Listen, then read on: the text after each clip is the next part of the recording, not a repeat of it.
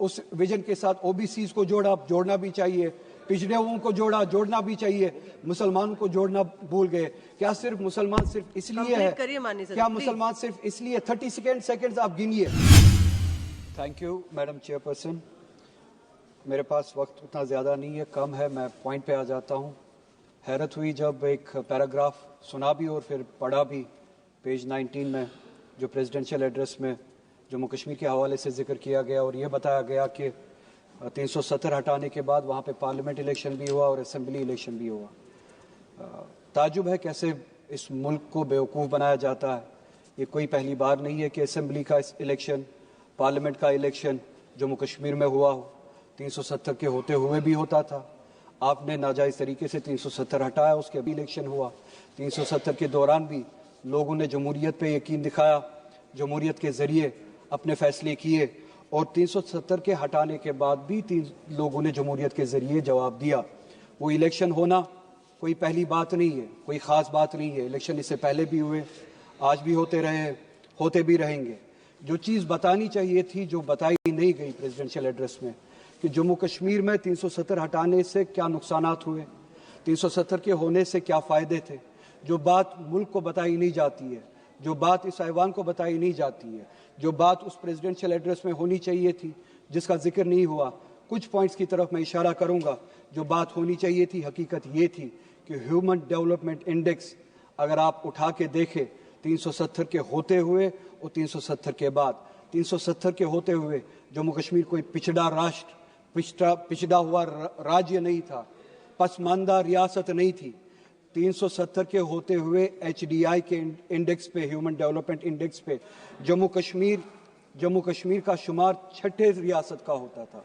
अगर आप कंपेयर करें उन रियासतों से जहाँ पे बीजेपी गवर्न करती है, बिलखुसूस आपकी मखसूस और ख़ास रियासत गुजरात, जहाँ पे जम्मू कश्मीर का ह्यूमन डेवलपमेंट इंडेक्स 370 के होते हुए जम्मू कश्मीर का 0.712 था, वहीं पे गुजरात का वहाँ से ज़्यादा कम था, जो कि 0.677 में था।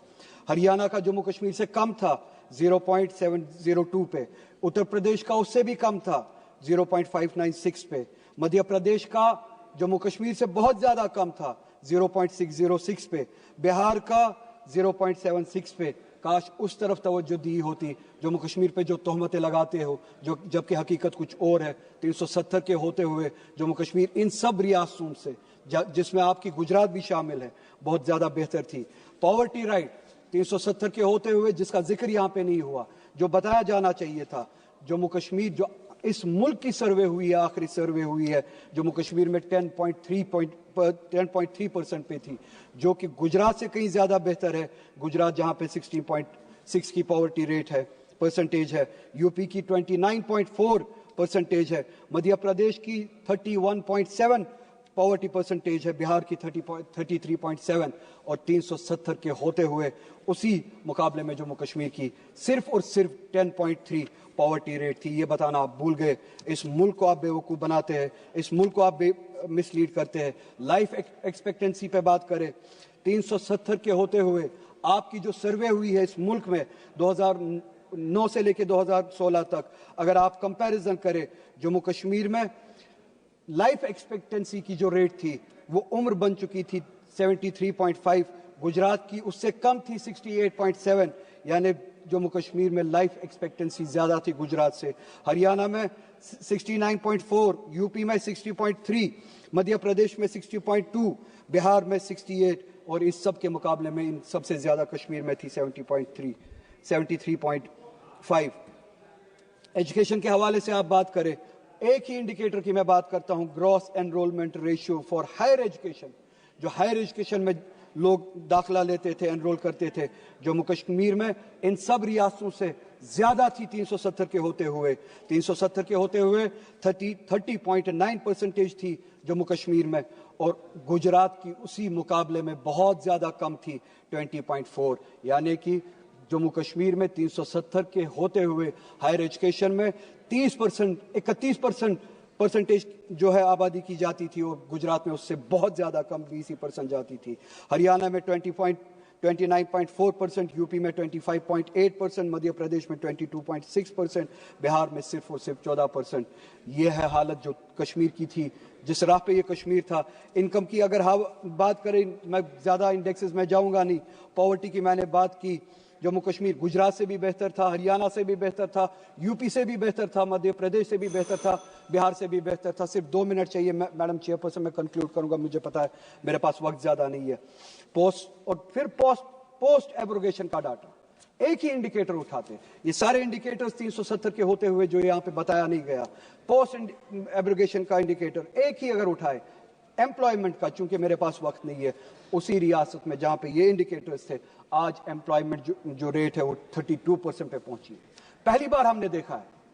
यह है 370 हटाने का नतीजा। 370 हटाने के बाद ये बताया गया, मुल्क को बेवकूफ बनाने की कोशिश की गई कि इलेक्शंस हुए। इलेक्शंस उससे पहले भी होते थे। ये नहीं बताया कि इलेक्शंस के जरिए लोगों ने वहां पे क्या पैगाम दिया।